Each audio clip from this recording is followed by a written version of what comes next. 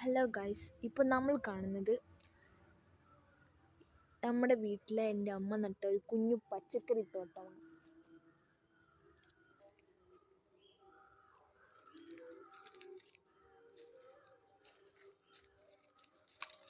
അതാ വളർന്നു വരുന്ന ഒരു കുഞ്ഞ്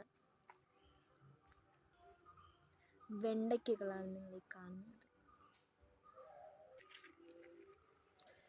ഇനി വലതുവശത്തേക്ക് നോക്കൂ, അതാ കിടക്കുന്നു പാവയ്ക്ക.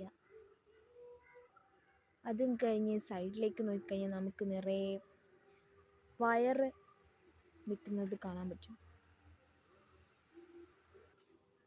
തക്കാളി ഒന്നും വളർന്ന് വന്നിട്ടില്ല. തക്കാളി ഇതുവരെ ഒരു കാ പോലും കിട്ടിയിട്ടില്ല. ഉടനെ കിട്ടുമെന്ന് പ്രതീക്ഷിക്കുന്നു.